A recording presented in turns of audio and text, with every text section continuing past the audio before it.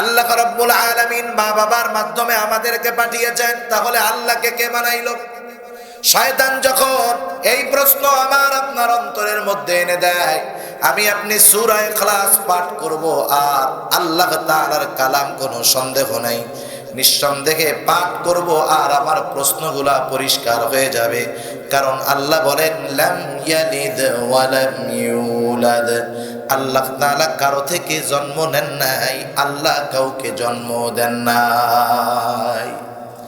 ওয়ালাম ইয়াকুল লাহু কুফুয়ান আহাদ, তার সমকক্ষ কেউ নাই। ক্ষমতার দিক দিয়ে, তার রবুবিয়াতের দিক দিয়ে, দয়ার দিক দিয়ে, সব কিছুর দিক দিয়ে আল্লাহর সমকক্ষ কেউ নাই। এটা হলো আল্লাহ তাআলার পরিচয়। এই জন্য আমার আপনার অন্তরের মধ্যে শয়তান যখন কোনো ওয়াসওয়াসা সৃষ্টি করে দেয়, কোনো খারাপ কিছু আমার অন্তরের মধ্যে এসে যায়, রাসূলুল্লাহ সাল্লাল্লাহু আলাইহি ওয়াসাল্লাম বলেন, মানুষের অন্তরের মধ্যে যদি কোনো খারাপই আসে, আল্লাহ তাআলা সেটার খবর কিন্তু রাখেন। আল্লাহ তাআলা সেই জন্য বলেন ওয়ালাকাদ খলাকনাল ইনসানা ওয়া না'লামু মা তুওয়াসওয়িসু বিহি নাফসু ওয়া নাহনু আকরাবু ইলাইহি মিন হাবলিল ওয়ারিদ। আমার আপনার অন্তরের মধ্যে কি আসে আল্লাহ তাআলা জানায় দেন। আল্লাহ বলেন, আমি মানুষকে সৃষ্টি করেছি, আর তার প্রবৃত্তি, তার অন্তরের মধ্যে কি কমন কুমন্ত্রণা দেয় আমি আল্লাহ এটাও জানি। কি ওয়াসওয়াসা তার আসে, অন্তরের মধ্যে কি চিন্তা আসে, এটা আসতে পারে। কিন্তু নবীজি বলেন, যখন কারো অন্তরের মধ্যে কোনো কুমন্ত্রণা আসে, খারাপ বাসনা আসে, খারাপ কামনা আসে, খারাপ ইচ্ছা আসে, যতক্ষণ না সেই কথা অথবা কাজ সে তার জবান দ্বারা অথবা অঙ্গ প্রত্যঙ্গের দ্বারা এটা সম্পাদন না করে, ততক্ষণ তার আমল নামায় কোনো গুনাহ লেখা হয় না। ونشهد أن لا إله إلا الله وحده لا شريك له ونشهد أن سيدنا وسندنا وحبيبنا وطبيبنا وأولانا ومولانا محمد صلى الله تعالى عليه وعلى آله وأصحابه وبارك وسلم تسليما كثيرا كثيرا. أما بعد، فأعوذ بالله من الشيطان الرجيم. بسم الله الرحمن الرحيم.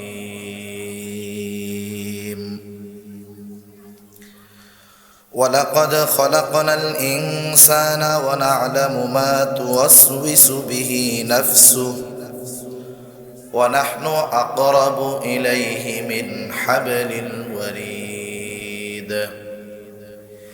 إذ يتلقى المتلقيان عن اليمين وعن الشمال قعيد ما يلفظ من قول إلا لديه رقيب عتيد.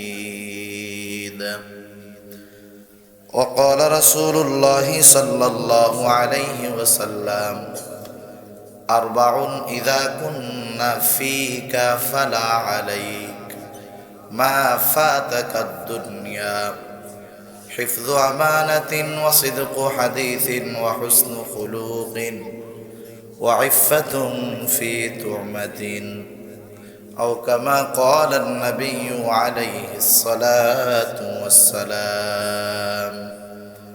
صدق الله العلي العظيم وصدق رسوله النبي الكريم، ونحن على ذلك من الشاهدين والشاكرين، والحمد لله رب العالمين.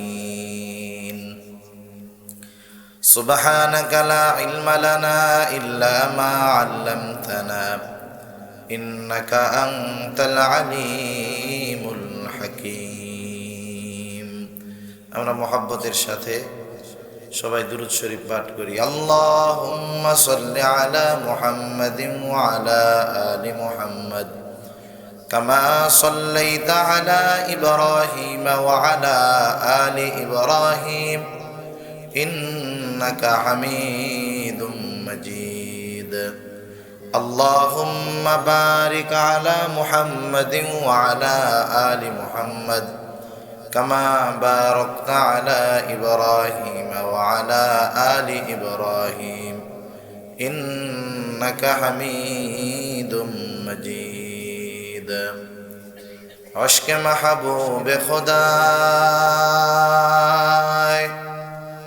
जिस दिल में हासिल नहीं लाखों मोमिन हो मगर ईमान में कामिल नहीं बलगल उला बिकमालिही कशफत दुजा बिजमालिही हसनत जमीउ खिसालिही सल्लु अलैहि व आलिही अल्लाहर मोहब्बते জবান খুলে আমরা একটু জিকির করি লা ইলাহা ইল্লাল্লাহ। এই অপারেটর কর মুরব্বি সাউন্ড দেন, সাউন্ড বাড়ান।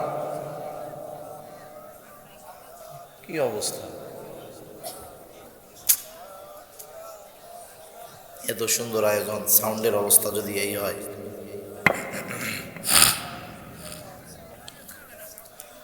লা ইলাহা ইল্লাল্লাহ। কই বক্সে আওয়াজ কই, বক্সের আওয়াজটা কই, ছাড়েন আওয়াজ ছাড়েন।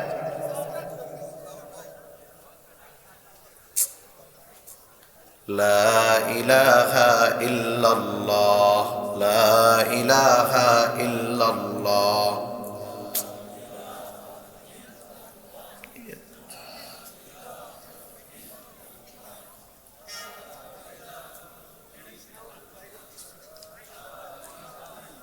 মুরব্বী কি মূল অপারেটর, মুরব্বী কি অপারেটর? এই জামানে ওই অপারেটর চলে, এই মেশিন কি ওনার চালানোর কাজ?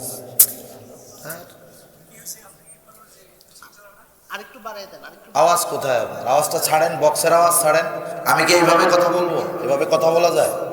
এভাবে কথা, মুরব্বী কথা বলেন না তো, কথা বলবেন না, কথা বলেন না, আপনি সাউন্ড বাড়ান, বক্সের সাউন্ড দেন, আপনি সাউন্ড দেন। আর এটাকে আমি মিশায় বলবো, এভাবে কথা আমি মিশায় বলবো? আপনি কি বলতেছেন? এটাও টানে না। যদি মুখ মিশায় কথা বলতে হয় তাহলে হ্যান্ড মাইক দিতে বলেন, আমি হ্যান্ড মাইকে কথা বলছি।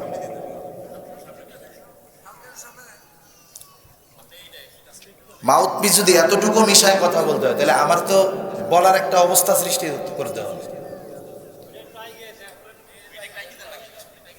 আরে ভাই, 4 আঙ্গুল দূরত্ব আছে, মাত্র 4 আঙ্গুল, আর কি বলতেছেন? আমি কি একদিন কথা বলবো?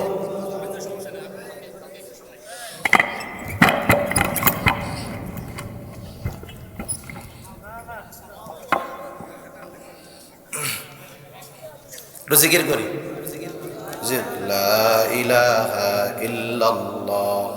কথা বলা সম্ভব না ভাই, আগেজন কেমনে বলছে আমি জানি না।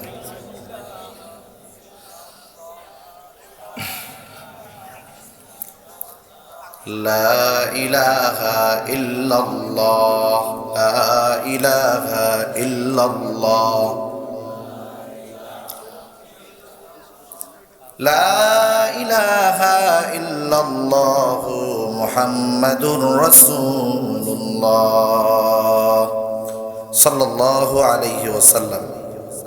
আলহামদুলিল্লাহ, ঐতিহ্যবাহী ঢাকা জেলার অন্তর্গত ধামরাই থানাধীন বড় চংলিতুল হাম জামে মসজিদের উদ্যোগে আয়োজিত বার্ষিক ওয়াজ মাহফিলের সম্মানিত শ্রদ্ধেয় সভাপতি, আমন্ত্রিত প্রধান অতিথি, বিশেষ অতিথি সহ সম্মানিত শ্রদ্ধেয় ওলামায়ে কেরাম, সামনে উপস্থিত মুরব্বিয়ানে কেরাম, সমবয়সী যুবক বন্ধু, স্নেহের ছোট ভাই এবং পর্দার অন্তরালে অবস্থানরতা সম্মানিতা শ্রদ্ধেয়া মা ও বোন, দয়াময় আল্লাহ রাব্বুল আলামিনের দরবারে অগণিত শুকর যে মহান মালিক আমাদের হায়াতে বরকত দিয়ে সুস্থ রেখে এতক্ষণ পর্যন্ত উলামায়ে কেরামের জবান থেকে বহুত দামি কথা শ্রবণ করবার, আমাকেও আপনাদের খেদমতে কিছু দ্বীনি কথা পেশ করবার লক্ষ্যে যে মহান মালিক সুস্থ অবস্থায় এখানে আসার তৌফিক দিয়েছেন, সেই মালিককে খুশি করার জন্য মহব্বতের সাথে জবান খুলে অন্তর থেকে আমরা একবার কালিমাতুশ শুকর পাঠ করি, আলহামদুলিল্লাহ। অগণিত দুরূদ ও সালাম সাইয়্যিদুল আম্বিয়া আশরাফুল আম্বিয়া খাতামুল আম্বিয়া বিশ্ব নবী, শেষ নবী, শ্রেষ্ঠ নবী মুহাম্মদুর রাসূলুল্লাহ সাল্লাল্লাহু আলাইহি ওয়াসাল্লামের প্রতি। আল্লাহ তাআলা আমাদেরকে এখানে আসার জন্য তৌফিক দিয়েছেন, তাই আমরা আসতে পেরেছি। কি বলেন? আল্লাহ যদি তৌফিক না দিতেন আমরা এখানে আসতে পারতাম না। কারণ আল্লাহ তাআলা কোনো মানুষকে নেকের কাজ করার সুযোগ দেন না যদি আল্লাহ তাআলা তাকে ভালো না বাসেন। আল্লাহ তাআলা যাদেরকে নেকের কাজ করার সুযোগ দেন, বুঝতে হবে আল্লাহ তাআলা তাদেরকে ভালোবাসে। মুরব্বী রাগ হয়েন না, ভোকাল চিনেন? এখানে একটা সুইচ আছে, ওই ভোকালটা দেন, হালকা ডেল দেন, আওয়াজটা ছেড়ে দেন, আওয়াজটা ছেড়ে দেন। আপনি তো আয়োজন করেন, আমার তো কথা বলতে হয়, আমি তো বুঝতেছি গলার ভিতরে এখনই শুকায় গেছে মুখটা।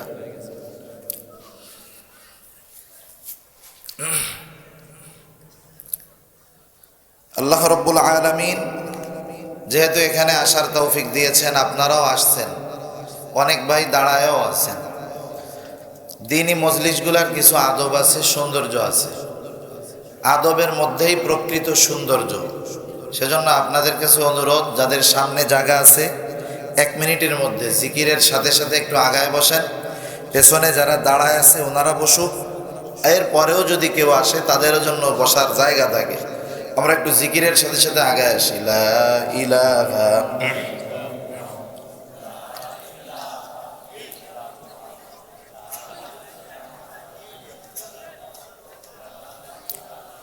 আসেন, একটু আগায় আগায় আসেন দ্রুত।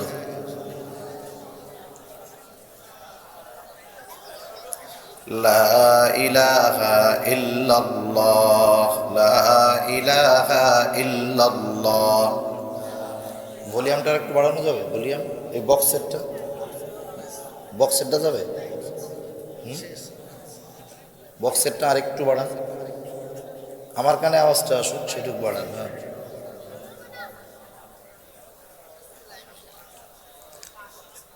ইল্লাল্লাহ, লা ইলাহা ইল্লাল্লাহ। ঘুমাইলো নাকি আর?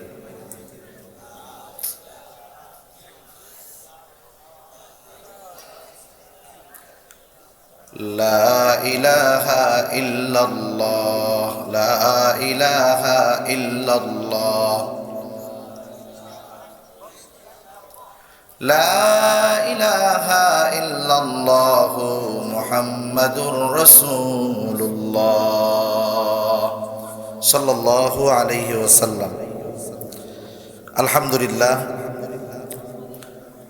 আল্লাহ তাআলার দরবারে শুকর যে আল্লাহ তাআলা আমাদেরকে হাজারো মানুষের মধ্য থেকে যাচাই বাছাই করে এই দ্বীনি মজমায় আসার তৌফিক দিয়েছেন। এই দ্বীনি মজমাগুলা, দ্বীনি মাহফিলগুলা, এটা আমাদের জন্য একটা নেয়ামত। এটা কি বলেন? নেয়ামত। কারণ কি, মানুষ যখন দ্বীনি আলোচনা শোনে, দ্বীনি মজমাগুলার মধ্যে বসে, কমপক্ষে সে নিজের ব্যাপারে এতটুকু বুঝতে পারে যে আমি ইমানদার আছি না নাই। আমার দ্বীনি কাজের প্রতি আগ্রহ, দ্বীনের প্রতি আগ্রহ, এটা আমার ইমান আছে না নাই সেটার প্রমাণ বহন করে। আর দ্বীনি কাজের বিরোধিতা, দ্বীনি কাজের বিপক্ষে যাওয়া, দ্বীনি কাজে বাধা দেওয়া, এটা ইমান যাওয়ার কারণ হয়।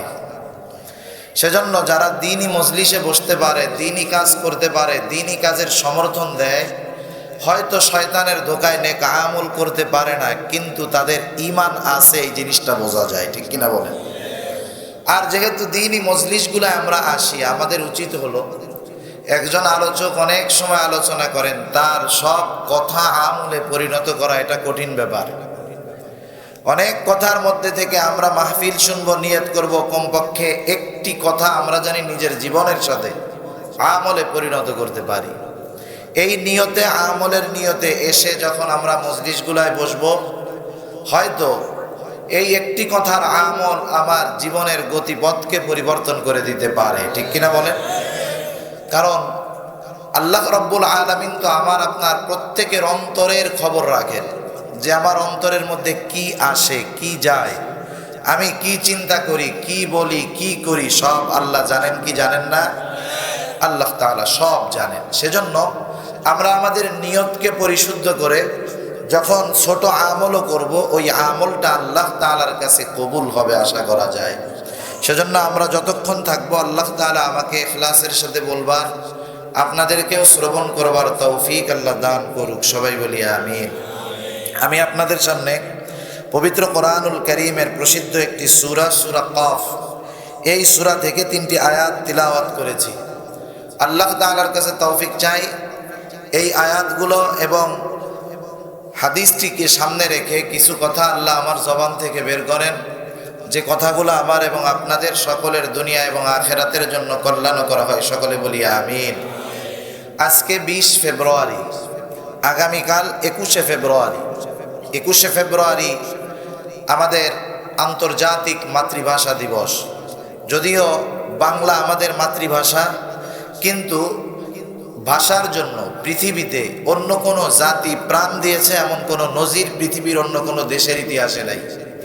একমাত্র এই বাঙালি, বাংলাদেশি, এরা তাদের মাতৃভাষার জন্য জীবন দিয়েছে। এজন্য ইউনেস্কো কর্তৃক এটাকে আন্তর্জাতিক মাতৃভাষা দিবস হিসাবে স্বীকৃতি দেওয়া হয়েছে। এটা আমাদের জন্য একটি গর্বের বিষয়। সাথে সাথে এটাও মনে রাখার দরকার, ভাষা আল্লাহ তাআলার পক্ষ থেকে আমাদেরকে দেওয়া অন্যতম দামি একটা নেয়ামত, ঠিক কিনা বলেন? কারণ কি? কারণ আপনি যখন একটা পাত্র ঢেকে রাখবেন, এই পাত্রের মধ্যে যা থাকতে পারে থাকুক, আপনি যখন পাত্রটা ভালোভাবে আটকায় রাখবেন, বাহির দিয়ে খুব ডিজাইন করবেন, খুব পরিষ্কার করে রাখবেন, খুব সুন্দর দেখা যাবে, কিন্তু এর ভেতরে আসলে কি আছে ঢাকনা খোলার আগে কি বোঝা যাবে? যখন ঢাকনাটা খোলা হবে, যদি ভিতরে বিরানি থাকে তাহলে বিরানির সুঘ্রাণ বের হবে, আর যদি বিরানিটা পচে গিয়ে থাকে কি বের হবে? দুর্গন্ধ বের হবে। ভাষা হলো মানুষের মনের ভাব প্রকাশের মাধ্যম। আমার অন্তরে যা আছে আমি এটাকে আমার ভাষার মাধ্যমে, শব্দ প্রয়োগের মাধ্যমে ব্যক্ত করি। আমি যখন শব্দের মাধ্যমে আমার মনের ভাষা প্রকাশ করি, তখন বুঝতে হবে আমার জবানে যেটা আসে, যেটা আসে, যেটা বলি, সেটা কোন জায়গার জিনিস বলেন তো? অন্তরের জিনিস। আর আমার অন্তরে কি আছে আমি যতক্ষণ না মুখ দিয়ে না বলি, ততক্ষণ আমার আশেপাশের সামনের মানুষ কিছুই জানতে পারে না। কিন্তু আমার অন্তরের মধ্যে কি আছে, কি কুমন্ত্রণা আছে, সব কিছু জানেন কে? আল্লাহ তাআলা জানেন। এজন্য শয়তান মানুষের অন্তরের মধ্যে কুমন্ত্রণা দেয়। সূরা নাসের মধ্যে যেমন আমরা বলি আল্লাহ তাআলার কাছে শয়তান থেকে পানাহ চাই, আমরা বলি আল্লাযী ইউওয়াসউইসু ফি সুদুরিন নাস, যে মানুষের অন্তরের মধ্যে ওয়াসওয়াসা, সন্দেহ সৃষ্টি করে দূরে সরে যায়। শয়তানের কাজ হলো মানুষের অন্তরের মধ্যে ওয়াসওয়াসা সৃষ্টি করে দেওয়া। এজন্য রাসূলুল্লাহ সাল্লাল্লাহু আলাইহি ওয়াসাল্লাম বলেন যে মাঝে মধ্যে শয়তান মানুষের মধ্যে বিভিন্ন প্রশ্নের উদ্রেক করে দেয়। যেমন শয়তান বলে, এই তোমাকে বানাইছে কে? ও নিজে নিজে নিজেকে জবাব দেয়, আমাকে বানাইছে আমার আল্লাহ। আচ্ছা, তোমার আল্লাহরে কে বানাইছে? যখন এই রকম প্রশ্ন অন্তরের মধ্যে আসে, এই প্রশ্ন আসার পরে রাসূলুল্লাহ সাল্লাল্লাহু আলাইহি ওয়াসাল্লাম কর্তৃক সমাধান যে গ্রহণ করে সে তো বেঁচে যায়, আর যেই লোকটা এই প্রশ্নের উত্তর খোঁজার জন্য চেষ্টা করে, ওই মানুষগুলাই অধিকাংশ ক্ষেত্রে ঈমান হারা হয়ে নাস্তিক হয়ে যায়। যেমন আল্লাহকে কে সৃষ্টি করছে এটা কি কেউ জানে? এজন্য রাসূলুল্লাহ সাল্লাল্লাহু আলাইহি ওয়াসাল্লাম বলেন, এই ধরনের অপচিন্তা অন্তরের মধ্যে আনে কে? শয়তান। শয়তান যখন আনে, সর্বপ্রথম আমাদের কাজ হলো আউযু বিল্লাহি মিনাশ শাইতানির রাজিম পাঠ করা, আল্লাহ তাআলার কাছে শয়তান থেকে পানাহ চাওয়া, আশ্রয় চাওয়ার সাথে সাথে কুল হুয়াল্লাহ, যেই সূরা, সূরা ইখলাস, এই সূরা পাঠ করা। কারণ কোরআনুল কারীমের মধ্যে ন্যূনতম কোনো মিথ্যা তো বহুত দূর, সন্দেহেরও অবকাশ আছে। কোরআন হলো এমন এক কিতাব যার মধ্যে কোনো সন্দেহের অবকাশ পর্যন্ত নেই। কারণ মানুষ দুনিয়াতে জ্ঞান অর্জন করে তিনটা পদ্ধতিতে। কয়টা পদ্ধতি? এর মধ্যে দুইটা পদ্ধতির ভুল হয়, কিন্তু একটা পদ্ধতির কোনো ভুল হয় না। এক নম্বরে মানুষ জ্ঞান অর্জন করে পঞ্চ ইন্দ্রিয়র মাধ্যমে। দুই নম্বরে মানুষ জ্ঞান অর্জন করে তার বিবেকের মাধ্যমে। পঞ্চ ইন্দ্রিয় অনেক সময় ভুল করে, এগুলা যখন ভুল করে তখন মানুষ বিবেকের দ্বারস্থ হয়। মাঝে মধ্যে বাসের পেছনে লেখা দেখবেন, লেখা থাকে যে বিবেক হলো সবচাইতে বড় আদালত, থাকে না লেখা? এটা যদিও কথা সুন্দর, মতলব খারাপ। কারণ মানুষের বিবেকও অনেক সময় ভুল করে, ভুল সিদ্ধান্তে উপনীত হয়। মানুষের বিবেক তাকে ভুল দিকে ধাবিত করে। যেমন বোঝানোর জন্য বলি, ইসলামী শরীয়তের আইন হলো একটা মানুষ আর একটা মানুষকে অন্যায়ভাবে হত্যা করে ফেলছে, এর মূল শাস্তি হলো যে হত্যা করছে, হত্যাকারী, তাকে হত্যা করতে হবে। এটা ইসলামের আইন। এখন যদি এই আইনটা ইসলামী আলোকে বাস্তবায়ন না করে আপনি যদি বিবেকের দ্বারস্থ হন, এক নম্বরে চিন্তা করবেন এই লোকটা তো একজনকে মেরেই ফেলছে। বলেন, হত্যাকারী, খুনি, ওকে যদি মেরে ফেলা হয় তাহলে যাকে মারছেও সে কি জীবিত হবে? তাহলে একটা প্রাণ তো গেছে, শুধু শুধু আর একটা প্রাণ বিনাশের কি দরকার? প্রশ্ন আসে কি আসে না? দ্বিতীয় প্রশ্ন আসে, এই লোকটা না হয় মাইরাই ফেলছে, কিন্তু যে খুনি তারও তো স্ত্রী আছে, সন্তান আছে, মা বাবা আছে, ভাই বোন আছে, তার আয়ের উপার্জনের সম্পদ দিয়ে, টাকা দিয়ে পরিবারের সব মানুষগুলা চলে। পরিবারে আয়ের মতো, আয় করার মতো আর কোনো লোক নাই। এখন যদি এই খুনিকে মেরে ফেলা হয় তাহলে তার পরিবারে, তার অধীনস্থ যেই 10 জন, এই 10 জন তো না খেয়ে মারা যাবে। এখন বিবেক কি বলবে? বিবেক বলবে যে না না, তাইলে এরে মারার দরকার নাই, বরং ওরে আরো কিছু টাকা দিয়ে দেয়। ঠিক কিনা বলেন? তাহলে দেখেন, বিবেকের উপরে যদি সব কিছু ছেড়ে দেওয়া হয় তাহলে আমাদের বিবেক ভুল করবে, ভুল পথে আমাদেরকে নিয়ে যাবে। সেজন্য যখন কোনো বিষয়ে ওহীর সিদ্ধান্ত পাওয়া যায়, ওহীর দিক নির্দেশনা পাওয়া যায়, তখন বিবেক বলেন, পঞ্চ ইন্দ্রিয় বলেন, জ্ঞান বলেন, সব কিছু বাদ দিয়ে কোরআনুল কারীমের সিদ্ধান্তকে গ্রহণ করতে হবে। সেজন্য ওহীর মাধ্যমে যেই জ্ঞান আসে সেটা নির্ভুল, সন্দেহাতীত। আর বিজ্ঞান বলেন, প্রযুক্তি বলেন, যুক্তি বলেন, মানুষের মাধ্যমে যত জ্ঞান আসে সবগুলার মধ্যে সন্দেহ আছে না নাই? সেজন্য আল্লাহ তাআলা কোরআনুল কারীমের মধ্যে প্রথমেই এই কোরআনের অবস্থান কি, কেমন, আল্লাহ সেই কথা বলেন। আল্লাহ বলেন আলিফ লাম মিম, আলিফ লাম মিম এর অর্থ আল্লাহ তাআলাই ভালো জানেন। সাথে সাথে আল্লাহ তাআলা এরপরেই বলেন যালিকাল কিতাব লা রাইবা ফীহি হুদাল লিল মুত্তাকিন। আল্লাহ তাআলা বলেন এটা তো এমন কিতাব যার মধ্যে কোনো সন্দেহ নাই, সন্দেহের অবকাশ নাই। লা রাইবা ফীহি, কোনো সন্দেহ নাই, সন্দেহের অবকাশও নাই। দুনিয়ার মধ্যে যখন কেউ কোনো কিতাব লেখে, বই লেখে, সে তার বইয়ের ভূমিকার মধ্যে এই কথাটা অধিকাংশ লেখকই লেখেন, যেহেতু আমি মানুষ, ভুলভ্রান্তি হতেই পারে। যদি আমার বইয়ের মধ্যে কোনো ভুল তথ্য, কোনো ভ্রান্তি, কোনো ভুল আপনাদের পরিলক্ষিত হয়, নিচে হয়তো লেখকের ঠিকানা অথবা তার মোবাইল নাম্বার দেওয়া থাকে, বলে দেয় নিম্নে উল্লেখিত ঠিকানা অথবা মোবাইল নম্বরে আমার ভুলটা জানায় দিবেন, পরবর্তী সংস্কারের সময়ে সংশোধন করে নেওয়া হবে।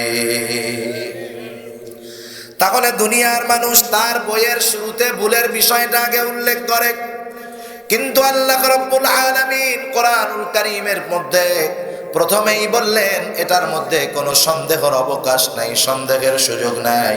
শুধু তাই নয়, আল্লাহ তাআলা বলেন এই কোরআন হলো হুদাল লিল মুত্তাকিন, এটা হলো মুত্তাকিনদের জন্য পথ প্রদর্শক। যেমন আমরা মাঝে মধ্যে যখন অপরিচিত রাস্তায় চলতে যাই, আধুনিকতার ছোঁয়া আমাদেরকে পেয়ে বসছে।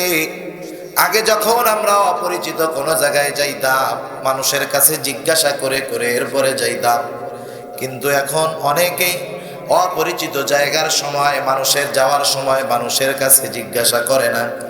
যার হাতে একটা মোবাইল ফোন আছে, ইন্টারনেট আছে, গুগলের ম্যাপ আছে, সুন্দর মতো যেখানে যাবে সেই জায়গার নাম সার্চ দিয়া রাস্তা অনুসরণ করে সে চলতে থাকে। গুগলের পথ নির্দেশনা অনুযায়ী সে চলতে থাকে। কিন্তু মাঝে মধ্যে দেখা যায় এমন অবস্থা, গুগল দেখাচ্ছে এই জায়গা দিয়ে একটা রাস্তা, কিন্তু দেখা যায় এখানে রাস্তা নাই, এখানে ধান ক্ষেত।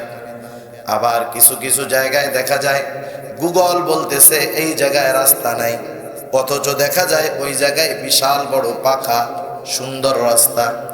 তাহলে দেখুন, দুনিয়ার যত পথ প্রদর্শক আছে, এটা আধুনিক হোক আর মানুষ হোক, এদের ভুল হতে পারে, ভ্রান্তি হতে পারে, কিন্তু কোরআন, এই কোরআন হলো এমন এক পথ নির্দেশক। এই কোরআনকে যে গাইড বানিয়ে তার জীবন পরিচালনা করে, এই কোরআন তাকে শেষ পর্যন্ত জান্নাতের মধ্যে পৌঁছায় দেয়। সেজন্য এই কোরআনের মধ্যে আল্লাহর যেই পরিচয় আছে, নিঃসন্দেহে সেটা সত্য, নির্ভুল, এর ভিতরে কোনো সন্দেহ নাই। এজন্য রাসূলুল্লাহ সাল্লাল্লাহু আলাইহি ওয়াসাল্লাম বলে দেন, যখন শয়তান তোমাদের অন্তরের মধ্যে ওয়াসওয়াসা দিবে যে আল্লাহকে, তুমি শয়তানের ধোঁকা থেকে, ওয়াসওয়াসা থেকে আল্লাহর কাছে পানা চাইবা, সাথে সাথে আল্লাহর পরিচয় কি এটাও তুমি জেনে নিবা, পড়বা। আল্লাহ তাআলাই তার পরিচয় জানায় দেন। আল্লাহ বলেন, কুল হুয়াল্লাহু আহাদ আল্লাহুস সামাদ লাম ইয়ালিদ ওয়া লাম ইউলাদ ওয়া লাম ইয়াকুল লাহু কুফুয়ান আহাদ। আল্লাহ তাআলা বলেন, নবীকে আপনি বলুন, আল্লাহ বলেন এক একক, আল্লাহ বলেন এক একক, আল্লাহুস সামাদ। আল্লাহ কারো মুখাপেক্ষী নয়, বরং আমরা গোটা সৃষ্টি আল্লাহর মুখাপেক্ষী, ঠিক কিনা বলেন? আল্লাহ তাআলার কথা যখন শয়তান অন্তরের মধ্যে আনে, আমাকে তো আল্লাহ বানাইলো, আল্লাহকে কে বানাইলো? আল্লাহ বলেন, শোনো, তোমাদেরকে দুনিয়ায় পাঠানোর সময় আমি আল্লাহ তাআলা একটা পদ্ধতি অবলম্বন করেছি, মা বাবার মাধ্যমে তোমাদেরকে দুনিয়াতে পাঠিয়েছি। বিষয়টা এমন নয় যে মা বাবা ছাড়া আমি আল্লাহ মানুষকে জন্ম দিতে পারি না, সৃষ্টি করতে পারি না।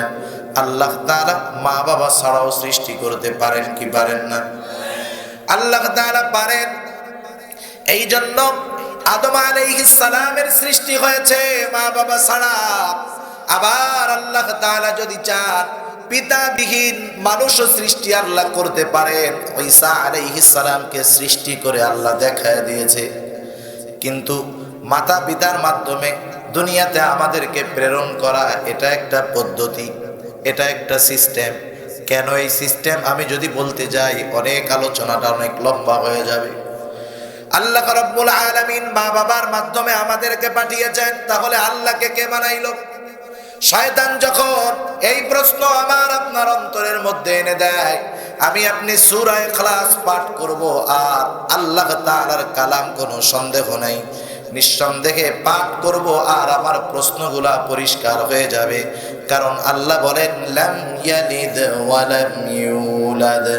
আল্লাহ তাআলা কারো থেকে জন্ম নেন নাই, আল্লাহ কাউকে জন্ম দেন নাই। ওয়া লাম ইয়াকুল লাহু কুফুয়ান আহাদ। তার সমকক্ষ কেউ নাই। ক্ষমতার দিক দিয়ে, তার রবুবিয়াতের দিক দিয়ে, দয়ার দিক দিয়ে, সব কিছুর দিক দিয়ে আল্লাহর সমকক্ষ কেউ নাই। এটা হলো আল্লাহ তাআলার পরিচয়। এই জন্য আমার আপনার অন্তরের মধ্যে শয়তান যখন কোনো ওয়াসওয়াসা সৃষ্টি করে দেয়, কোনো খারাপ কিছু আমার অন্তরের মধ্যে এসে যায়, রাসূলুল্লাহ সাল্লাল্লাহু আলাইহি ওয়াসাল্লাম বলেন, মানুষের অন্তরের মধ্যে যদি কোনো খারাপই আসে, আল্লাহ তাআলা সেটার খবর কিন্তু রাখেন। আল্লাহ তাআলা সেই জন্য বলেন, ওয়ালাকাদ খলাকনাল ইনসানা ওয়া না'লামু মা তুওয়াসওয়িসু বিহি নাফসু ওয়া নাহনু আকরাবু ইলাইহি মিন হাবলিল ওয়ারিদ।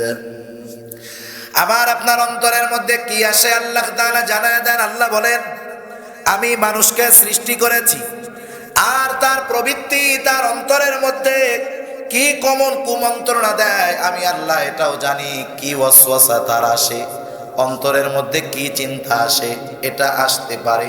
কিন্তু নবীজি বলেন, যখন কারো অন্তরের মধ্যে কোনো কুমন্ত্রণা আসে, খারাপ বাসনা আসে, খারাপ কামনা আসে, খারাপ ইচ্ছা আসে, যতক্ষণ না সেই কথা অথবা কাজ সে তার জবান দ্বারা অথবা অঙ্গ প্রত্যঙ্গের দ্বারা এটা সম্পাদন না করে, ততক্ষণ তার আমল নামায় কোনো গুনাহ লেখা হয় না। অন্তরের মধ্যে ওয়াসওয়াসা, খারাপি, খারাপ চাহিদা, খারাপ বাসনা আসতেই পারে, নবীজি বলেন, কিন্তু যতক্ষণ সে খারাপ কথা মুখ দিয়ে না বলে, খারাপ কথা অঙ্গ প্রত্যঙ্গের মাধ্যমে না করে, ততক্ষণ আল্লাহ তাআলা তার আমল নামায় গুনাহ লেখেন না। আবার যদি অন্তরের মধ্যে কোনো ভালো কিছু আসে, ভালো নিয়ত, নিয়ত তো দুই প্রকার হয়, একটা হলো খারাপ নিয়ত আর একটা হলো ভালো কাজের নিয়ত।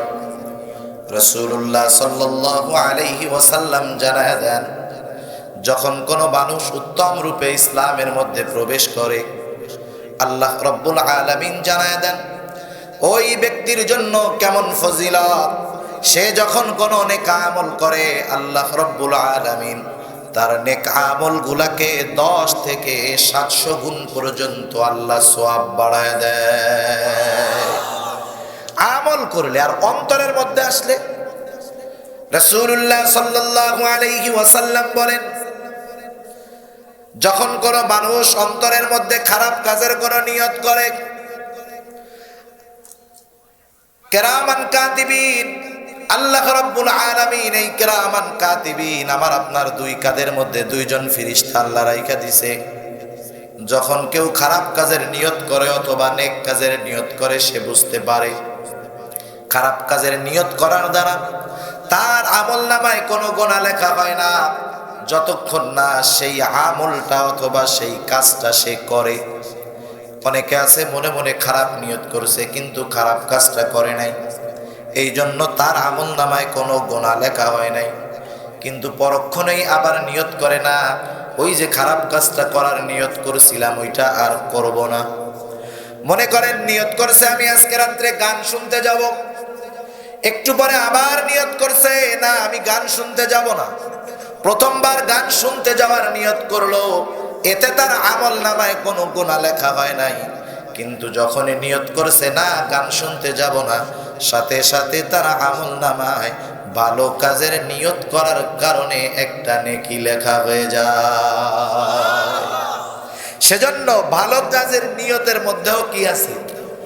সওয়াব আছে। এজন্য দেখবেন অনেক এলাকায় দাওয়াত ও তাবলীগের মেহনত নিয়ে যেই বাইরা আসে আপনাদের এই জায়গায় আসে না, আসার পরে কি বলে, ভাই আপনি ইখলাসের সাথে নিয়ত করেন, যাওয়ার সুযোগ আছে না না আছে সেটা আল্লাহ জানে, কিন্তু আপনি অন্তর থেকে নিয়ত করেন যে আমি যাব। এতে কি হবে? আপনি ভালো কাজের নিয়ত করার সাথে সাথে ভালো কাজের একটা সওয়াব, ভালো নিয়তের সওয়াব আমলনামায় যোগ হয়ে যাবে। সুবহানাল্লাহ। সেজন্য আমার অন্তরের মধ্যে যদি খারাপই আসে, আমি যতক্ষণ বলবো না, করবো না, গুনাহ লেখা হবে না। কিন্তু যখন আমি ভালো কাজের কোনো নিয়ত করব, আমল করি আর না করি, ভালো কাজের নিয়ত করার কারণে একটা সওয়াব লেখা হয়ে যায়। কারণ আমার অন্তরের মধ্যে কি আসে না আসে, অন্তরের মধ্যে কি চিন্তা করি আর না করি, আল্লাহ রব্বুল আলামিন কিন্তু আমার আপনার অন্তরের প্রতিটা খবর রাখে। আল্লাহ তাআলা বলেন, তোমরা কি মনে করো, ওয়া নাহনু আকরাবু ইলাইহি মিন হাবলিল ওয়ারিদ, এই যে দুই পাশে দুইটা মোটা রগ আছে, আল্লাহ রাব্বুল আলামিন বলেন তোমার থেকে তোমার এই দুইটা রগ যত নিকটে, আমি আল্লাহ তার চাইতেও অধিক নিকটে অবস্থান করি, এর চাইতেও আমি আল্লাহ বেশি নিকটে তোমার। তাহলে যেই আল্লাহ আমার এত নিকটে, তার মানে আল্লাহ তাআলা আমাকে কেমন দেখা দেখেন। আমরা দুনিয়ার মানুষের বাইরের অবস্থা দেখি, ভিতরের অবস্থা দেখতে পারি, কিন্তু আল্লাহ তাআলা আমার বাইরের অবস্থা, ভেতরের অবস্থা সব জানে। আল্লাহ রাব্বুল আলামিন বলেন, নবীকে আপনি বলেন, কুল ইন তুখফু মা ফি সুদুরিকুম আও তুবদুহু ইয়ালামুল্লাহ, তোমরা কোনটা গোপন করো, কোনটা প্রকাশ করো, কোনটা লুকাও, কোনটা প্রকাশ করো, কেউ যদিও না জানে, একমাত্র জানে কে? আল্লাহ তাআলা। আমার আপনার অন্তরের খবর কেমন জানা জানে। একটা হাদিস আপনাদের সামনে বলি। যখন সব মানুষগুলা, যাদের ঈমান আছে এরা জান্নাতি, যাদের ঈমান নাই তারা জাহান্নামী। প্রথম অবস্থায় তো একদল মানুষ বিনা হিসাবে জান্নাতে চলে যাবে, আর কিছু মানুষ বিনা হিসাবে জাহান্নামে যাবে, ঈমানই নাই, বেঈমান। আর কিছু মানুষ পাপের কারণে জাহান্নামে যাবে। যারা পাপের কারণে জাহান্নামে যাবে কিন্তু তাদের ঈমান আছে, এই রকম মানুষগুলার ব্যাপারে আল্লাহ তাআলার দরবারে কিছু মানুষ সুপারিশ করবে। কিয়ামতের দিন সর্বপ্রথম সুপারিশ করবে তিন শ্রেণীর মানুষ। কয় শ্রেণীর মানুষ?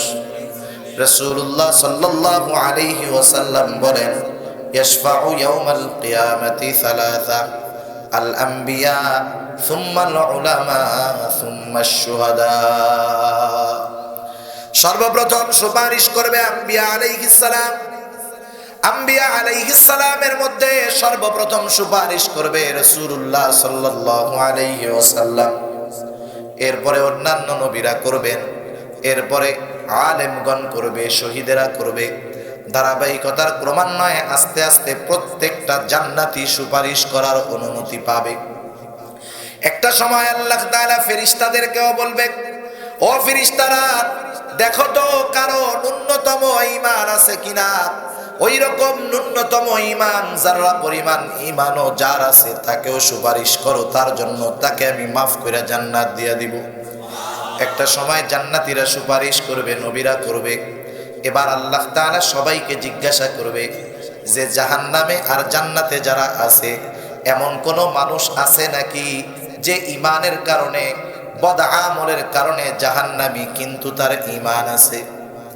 সব মানুষেরা, জান্নাতীরা, নবীরা, ফেরেশতারা সবাই বলবে, না আল্লাহ, না না, ন্যূনতম ঈমান যার মধ্যে ছিল সেও জান্নাতে চলে আসছে। যেই মানুষগুলা এখন জাহান্নামে আছে ওরা হলো প্রকৃত জাহান্নামী। আল্লাহ তাআলা কিরামান কাতিবিনকেও জিজ্ঞাসা করবে, কারণ কিরামান কাতিবিনকে তো আল্লাহ তাআলা এমন পাওয়ার দিয়ে দিয়েছে যে মানুষ যখন কোনো কাজের নিয়ত করে, ভালো কাজ হোক আর মন্দ কাজ হোক, কিরামান কাতিবিন সেটা টের পায়, আর ভালো কাজের নিয়ত করলে সাথে সাথে সওয়াব লিখে দেয়। কারণ নিয়ত কি মানুষ মুখে করে না অন্তরে করে? অন্তরের মধ্যে থাকে। এটাও কিরামান কাতিবিনকে আল্লাহ জানার ক্ষমতা দিয়েছে। সেজন্য আল্লাহ তাআলা বলেন, কিরামান কাতিবিনা ইয়ালামুনা মা তাফআলুন। কিরামান কাতিবিন জানে আমরা কি করি, কি চিন্তা করি, তাও জানে কি নিয়ত করি। কিরামান কাতিবিনকে বলা হবে, ও কিরামান কাতিবিন, আমি আল্লাহ তো তোমাদেরকে এতটুকু পাওয়ার দিয়েছিলাম, কোন মানুষ যদি ভালো কাজের নিয়ত করে তোমরা জানতে পারতা, বুঝতে পারতা। খারাপ কাজের নিয়ত করলেও তোমরা জানতে পারতা, বুঝতে পারতা। তোমাদের জানা মতে এমন কোন মানুষ কি জাহান্নামে আছে নাকি যেই লোকটা ঈমান আনার জন্য নিয়ত করেছিল? কিরামান কাতিবিন বলবে, না আল্লাহ, না না। কারণ ঈমান আনা, ঈমান আনার নিয়ত করা, ঈমান আনা, এটা হলো দুনিয়ার সবচাইতে উত্তম কাজ, সবচাইতে উত্তম আমল। আবু হুরায়রা রাদিয়াল্লাহু তাআলা আনহুর কাছে একজন লোক আসছে। আসার পরে জিজ্ঞাসা করে, ইয়া রাসূলুল্লাহ, আইয়ুল আমালি আফদল, সবচাইতে উত্তম আমল কোনটা? আল্লাহর নবী বলেন, আল ঈমানু বিল্লাহি ওয়া রাসূলিহি, সবচাইতে উত্তম আমল হলো আল্লাহ এবং তার রাসূলের উপরে ঈমান আনা। এটা হলো সবচাইতে উত্তম আমল। এই উত্তম আমলটা করার নিয়ত কেউ করছে নাকি অন্তরে? ঈমান আনার নিয়ত কেউ করছিল বা অন্তরে অন্তরে ঈমান আনছে, মুখ দিয়া বাহির করে নাই, এমন কোন মানুষ আছে যে জাহান্নামে আছে? কিরামান কাতিবিন বলবে, না আল্লাহ, এমন কোন মানুষ নাই।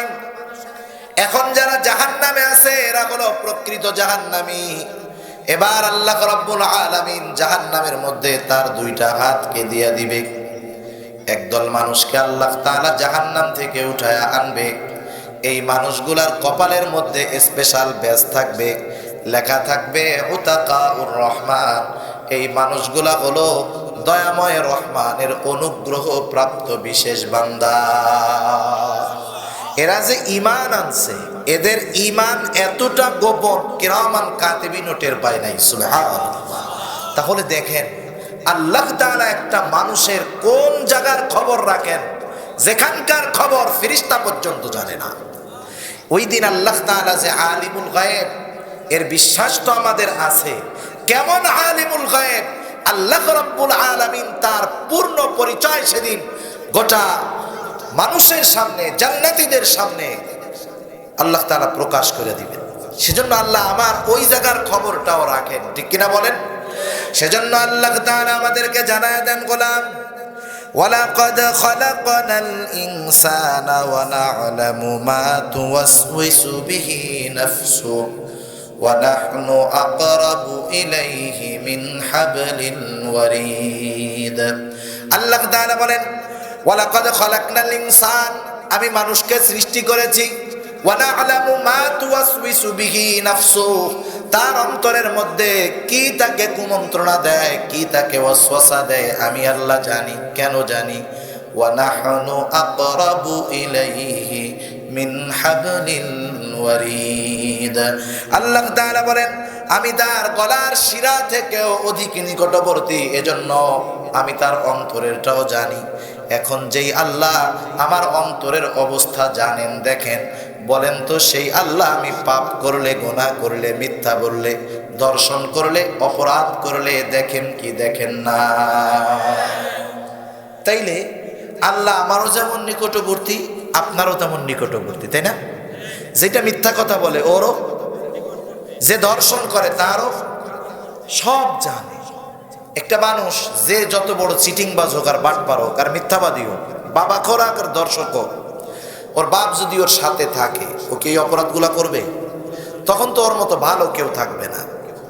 দেখেন আমার আপনার অন্তরের মধ্যে আমার পিতার ভয় আছে, ভাইয়ের ভয় আছে, অপরিচিত লোকের ভয় আছে, কিন্তু আল্লাহর ভয় নাই।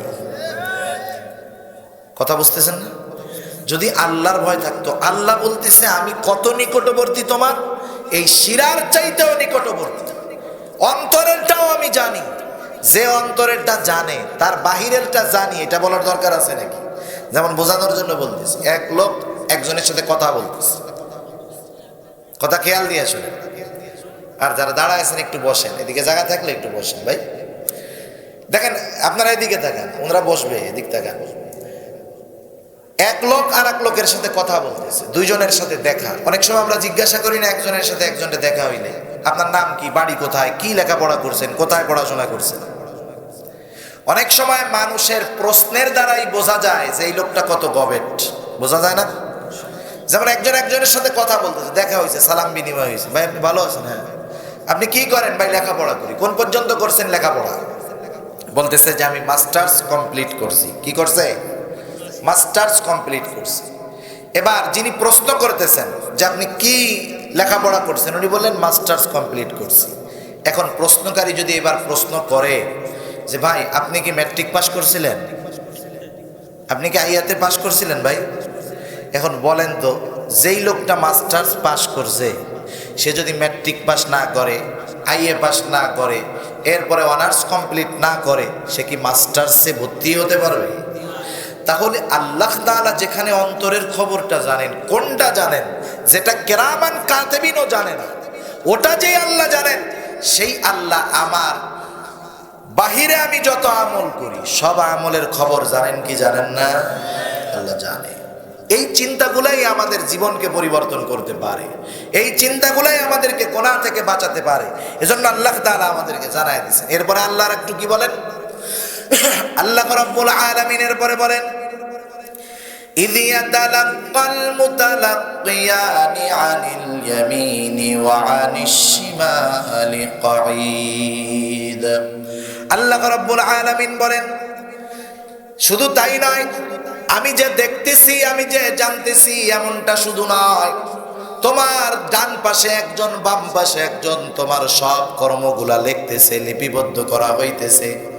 কিরামান কাতিবিন, আমরা যা আমল করি সব জানে। আল্লাহ বলেন কিরামান কাতিবিনা ইয়ালামুনা মা তাফআলুন। আল্লাহ তাআলা বলেন কিরামান কাতিবিন জানে তোমরা কি করো, সব জানে।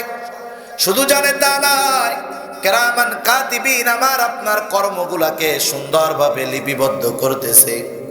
কিরামান কাতিবিনের ডিউটি চাকরি সরকারি চাকরির মতো না, বেসরকারি চাকরির মতো না যে দৈনিক 8 ঘন্টা ডিউটি, সরকারি ছুটির দিনে কিরামান কাতিবিনের ছুটি, এরকম হয়। সেজন্য দেখবেন মানুষ সরকারি ছুটির দিনগুলোতে গুনাহ করে বেশি। 21শে ফেব্রুয়ারি যদিও স্বাধীন আমাদের আন্তর্জাতিক মাতৃভাষা দিবস, কিন্তু গুনাহ হবে বেশি। এরকম ভাবে দেখবেন যত ছুটির দিন আছে সেই দিনগুলোতে গুনাহ হয় বেশি। কিন্তু যতই গুনাহ হোক, কিরামান কাতিবিন তো আর সরকারি চাকরিজীবী না। যখন একটা মানুষ বালেগ হয়, কিরামান কাতিবিন 2 কাঁধের 2 ফেরেশতা তার খাতাটা ওপেন করে। যেই দিন দুনিয়া থেকে চলে যায়, কিরামান কাতিবিন ওই দিন পর্যন্ত তার খাতা বন্ধ করে না। মারা যাবে বন্ধ হবে, মারা যাওয়ার আগে খাতা বন্ধ হবে।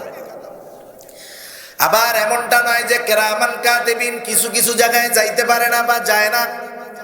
যেমন হাদিসের মধ্যে আসছে, যার ঘরের মধ্যে কুকুর থাকে, জীবন্ত প্রাণীর ছবি থাকে, ওই ঘরের মধ্যে রহমতের ফেরেশতা প্রবেশ করে না। যদিও রহমতের ফেরেশতা প্রবেশ করে না, কিন্তু কিছু ফেরেশতা আছে আপনি আমি যেই জায়গায় যাই তারাও সেই জায়গায় যায়। আপনি যদি বাথরুমের মধ্যে যান সেই জায়গায়ও যায়। যদি চিন্তা করেন পায়খানার মধ্যে ডুব দিব, ওই জায়গায়ও ওই ফেরেশতাগুলা চলে যায়।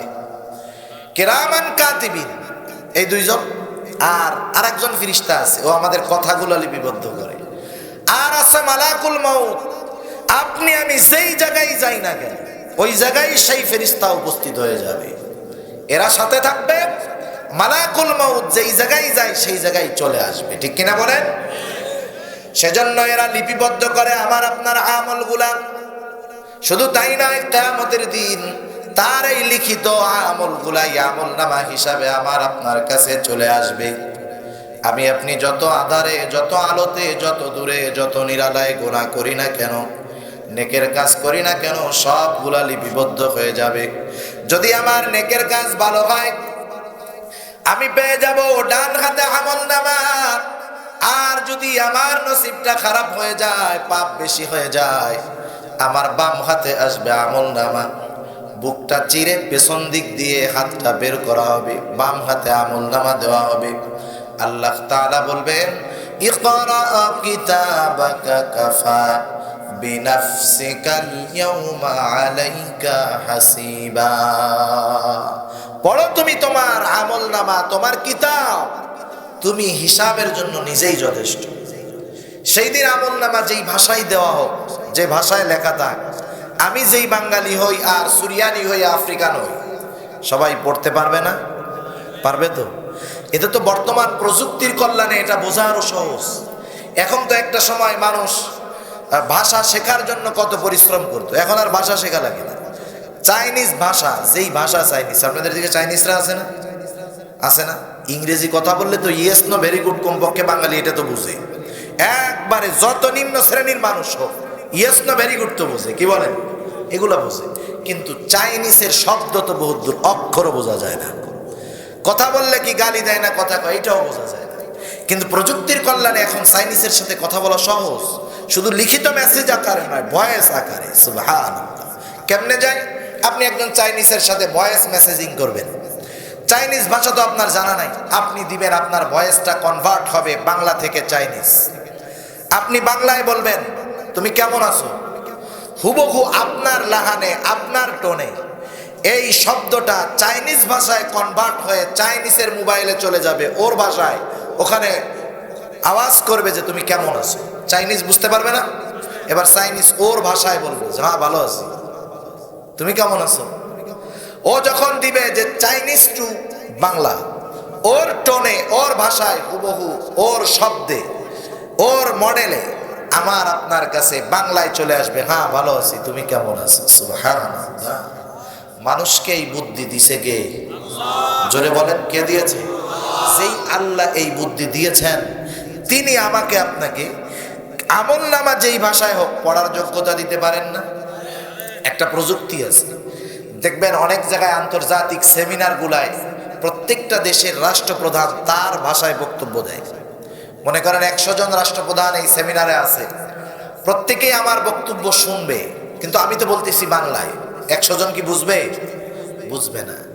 আমার ভাষণ আমি বাংলায় দিব, প্রত্যেকের কানে এক একটা হেডফোন থাকবে, আর যিনি যেই ভাষার লোক মুহূর্তের ভিতরে আমি বলার সাথে সাথে আমার উচ্চারিত বাংলা ভাষার বক্তব্যটা তার ভাষায় কনভার্ট হয়ে তার কাছে পৌঁছায় যাবে। সুবহানাল্লাহ। এই বুদ্ধি দিছে কে? আল্লাহ দিছে। সেই আল্লাহ যখন বলবে ইকরা কিতাবাক কাফা বিনাফসিকাল ইয়াউমা আলাইকা হাসিবা, পড়ো তোমার কিতাব, হিসাবের জন্য তুমি আজকে নিজেই যথেষ্ট। এবার মানুষেরা তারা আমলনামা পড়বে, অবাক হয়ে যাবে, বলবে হায় রে, এটা কেমন কিতাব! ক্ষুদ্র থেকে ক্ষুদ্রাতীত, বৃহৎ থেকে বৃহত্তর, একটা বিষয় ছুটে যায় নাই। এই যে বালেগ হওয়ার পর থেকে মৃত্যুর আগ পর্যন্ত ছোট বড় যত আমল আমি করেছি সবগুলা এখানে আছে। অবাক হয়ে তারা বলবে মালি হাযাল কিতাব লা ইউগাদিরু সগীরাতাও ওয়ালা কাবীরাতান ইল্লা আহসাহা। একটাও ছুটে যায় না, এটা কেমন কিতাব! সেজন্য আল্লাহ তাআলা জানায় দেন, ওই আমলনামা প্রস্তুত করতেছে দুই কাঁধের দুই ফেরেশতা, সাবধান, এমন কিছু করো না যাতে করে তোমার আমলনামায়, তোমার কিতাবের মধ্যে এমন কিছু লিপিবদ্ধ হয়ে যায় যার কারণে কিয়ামতে আফসোস করতে হয়। এক নম্বরে আল্লাহ জানায় দিলেন তোমার অন্তরের খবর জানি, খোঁজ রাখি। এরপরে আল্লাহ জানায় দিলেন এমন দুইজন ফেরেশতা তোমার দুই কাঁধে দুই পাশে নিযুক্ত করে দিয়েছি। এই দুইজন ফেরেশতা তোমার সব কর্মগুলা লিপিবদ্ধ করতেছে। শুধু তাই নয়, আল্লাহ তাআলা এরপরে বলেন মা ইয়ালফিযু মিন কাওলিন ইল্লা লাদাইহি রাকীবুন আতীদ। আল্লাহ রাব্বুল আলামিন বলেন, মানুষ যেই কথাই উচ্চারণ করে তা সংরক্ষণের জন্য সদা সর্বদা তার কাছে একজন তৎপর ফেরেশতা নিযুক্ত আছে। তার মানে আমি আপনি যেই কথাগুলা বলতেছি সবগুলা রেকর্ড হয়, ঠিক কিনা বলেন? আল্লাহ তাআলা একজন ফেরেশতা নিযুক্ত করে দিয়ে রাখছেন রেকর্ড করার জন্য। প্রশ্ন করতে পারেন এত কথা বললাম কেমন করে বের করবে আল্লাহ তাআলা? আল্লাহ রাব্বুল আলামিন আমার আপনার সব কথাগুলার মধ্য থেকে ভালো কথা মন্দ কথা সবগুলাকে আলাদা করতে পারবে। বলতে পারেন হুজুর, দুনিয়ার শুরু থেকে নিয়ে শেষ পর্যন্ত কত মানুষের কথাগুলাই তো একসাথে থাকবে, আমারটাকে আপনি বের করবে? আপনার যখন কিছু জানার প্রয়োজন হয়, দেখার প্রয়োজন হয়, আপনি মোবাইলের ইন্টারনেট কানেকশন ওপেন করে দিয়া গুগলের মধ্যে গিয়া যখন আপনি দুইটা অক্ষর লেখেন, সাথে সাথে আপনার সামনে অনেকগুলা জিনিস চলে আসে। আপনার যেটা দরকার আপনি ক্লিক করেন, আপনার ইন্টারনেট কানেকশন ভালো, মোবাইলটা ভালো, কয়েক সেকেন্ডের মধ্যে আপনি যেই তথ্যটা চেয়েছেন, কোটি কোটি তথ্যের মধ্য থেকে গুগল আপনাকে কয়েক সেকেন্ডের মধ্যে আপনার চাহিদা মোয়াফেক তথ্য আপনার সামনে হাজির করে দেয়। এই যে বুদ্ধি, এটা দিছে কে? জোরে বলেন, কে দিছে? আল্লাহ দিছে। আল্লাহ যদি বলে আমি আব্দুল করিমের সব ভালো কথাগুলা চাই, আলাদা হয়ে যাবে না? আমরা কথা যে বলি এই কথাগুলা বাতাসের মধ্যে থাকে, ধ্বংস হয় না, ভ্যানিশ হয় না। আল্লাহ তাআলার কুদরত। আপনি আপনার আত্মীয় আছে আমেরিকাতে, মোবাইল ফোনের মাধ্যমে কথা বলেন, আপনি যখন তাকে ফোন দেন হুবহু আমেরিকা থেকে আপনার কণ্ঠই তো সে শুনে, নাকি অন্য কারো কণ্ঠ শুনে? আপনার কণ্ঠ শুনে। যখন ইমোতে ভিডিও কথা বলেন সে আপনাকেই দেখে, অন্য কাউকে দেখে না। এই যে কথা 7 সমুদ্র 13 নদী পাড়ি দিয়ে 15,000 মাইল অতিক্রম করে চলে গেল আমেরিকায় সেকেন্ডের মধ্যে, এটা তো কেউ ফিয়া মারে নাই, নিক্ষেপ করে নাই, বা চিঠির মাধ্যমে দেয় নাই, এটা গেছে বাতাসের মাধ্যমে। আর আমরা যখন নদীর মধ্যে নৌকা দেখি, নৌকায় আগে চালানোর জন্য হাল আর পাল এই দুইটা জিনিস লাগতো। এখন তো ইঞ্জিন আছে সেজন্য পাল আর লাগে না। হাল আর পাল যদি ঠিক থাকে নৌকা যথারীতি ঠিক মতো যাবে। যেই নৌকার হাল নাই পাল নাই, ওই নৌকা কোন দিক যাবে তার ঠিকও নাই। নৌকা ঠিকই নদীর মধ্যে চলবে, কিন্তু কোন দিক যাবে তার ঠিক নাই। অনুরূপভাবে কথা বাতাসের মাধ্যমে যায়, কিন্তু কথাটা জানি অন্য কোথাও না চলে যায়। এই জন্য নেটওয়ার্কিং সিস্টেমের মাধ্যমে নির্ধারিত একটা নম্বরে, নির্ধারিত একটা নেটওয়ার্কে বাংলাদেশ থেকে আমার কথা সেকেন্ডের ভিতরে ওইখানে পৌঁছায় দেওয়া হয়। সুবহানাল্লাহ। এই কথাগুলো ভ্যানিশ হয়ে যায় না, এগুলা বাতাসের মধ্যে ভাসতে থাকে। আল্লাহ তাআলা যদি বলেন যে আব্দুল করিম তার 60-70 বছর হায়াতে যে কথাগুলা বলছে বাতাস সবগুলা আলাদা করে দাও, আল্লাহ পারেন না? সেজন্য আল্লাহ তাআলা বলেন ওইটা তো পারি। এর সাথেও জানায় দিলাম সংরক্ষণকারী একজন আছে। সেজন্য যখন কথা বলবা বুঝে শুনে বলবা, কারণ আমি আল্লাহ তোমার মনের ভাব প্রকাশের সামর্থ্য দিয়েছি, বাক শক্তি দিয়েছি, কথা বলার শক্তি দিয়েছি। এটা তোমার জন্য অন্যতম দামি একটা নিয়ামত। যে কথা বলতে পারে না, যে বোবা, সে মানুষকে তার মনের ভাব বুঝাইতে তার কত কষ্ট হয় এটা সেই বুঝতে পারে, ঠিক কিনা বলেন? সেজন্য এই জবান, এই কথা অনেক দামি জিনিস, ঠিক কিনা বলেন? কারণ আমাকে আপনাকে যদি মুসলমান হতে হয়, নবীজির পক্ষ থেকে যদি জান্নাতের গ্যারান্টি পেতে হয়, এই জবানের হেফাজত করতে হবে। কারণ রাসূলুল্লাহ সাল্লাল্লাহু আলাইহি ওয়াসাল্লাম জানায় দিয়েছেন, আল্লাহ তাআলা আমাদেরকে জানায় দিয়েছেন ভাষার প্রয়োগ কিভাবে হবে, কার সাথে কেমন হবে, কোথায় কতটুকু হবে, কোন শব্দ ব্যবহার করলে কি হবে, কোন শব্দ ব্যবহার করলে সওয়াব হবে, গুনাহ হবে। আল্লাহ তাআলা এবং তার হাবিব আমাদেরকে সব কিছু জানায় দিয়েছেন। আল্লাহ রাব্বুল আলামিনের নবী জানায় দেন, তোমরা যদি প্রকৃত মুসলমান হতে চাও, আল্লাহর নবী বলেন আল মুসলিম মান সালিমাল মুসলিমুনা মিন লিসানিহি ওয়া ইয়াদিহি। প্রকৃত মুসলমানকে নবীজি আমার বলেন আল মুসলিম মান সালিমাল মুসলিমুনা মিন লিসানিহি ওয়া ইয়াদিহি। প্রকৃত মুসলমান তো সে যার জবান এবং হাত থেকে অপর মুসলমান থাকে নিরাপদ। সেজন্য জবান, কথা দামি একটা জিনিস, আর মানুষ তার জবানকে সত্য কথায় ব্যবহার করে। আল্লাহ রাব্বুল আলামিন সেজন্য এক জায়গায় বলেন, ইয়া আইয়ুহাল্লাযীনা আমানুত্তাকুল্লাহা ওয়া কুলু কওলান সাদীদা। আল্লাহ তাআলা বলেন, হে ঈমানদারেরা, আল্লাহকে ভয় করো। কাকে ভয় করো? আল্লাহকে ভয় করো। এরপরে আল্লাহ বুঝাইতে চান আসলে কারা ভয় করে। আল্লাহ বলেন ওয়া কুলু কওলান সাদীদা, তোমরা সাদা সিধা কথা বলো, সত্য কথা বলো, সঠিক কথা বলো, হক কথা বলো। তার মানে মানুষের সত্যবাদিতা, হক কথা বলার উপরেই বোঝা যায় এই লোকটার অন্তরে আল্লাহর ভয় নাকি কার ভয় আছে, ঠিক কিনা বলেন? সেজন্য মুত্তাকি যারা, পরহেজগার যারা, আল্লাহ ভীতু বান্দা যারা, এরা সত্য বলে। কারণ সত্য হলো মুমিনের ভূষণ, সত্য হলো মুমিনের অলংকার, আর মিথ্যা হলো মুনাফিকের অস্ত্র, ঠিক কিনা? এজন্য রাসূলুল্লাহ সাল্লাল্লাহু আলাইহি ওয়াসাল্লাম বলেন, যেই লোকের মধ্যে একসাথে 4টা গুণ পাওয়া যাবে সে হলো খাঁটি মুনাফিক। সে কি বলেন? খাঁটি মুনাফিক।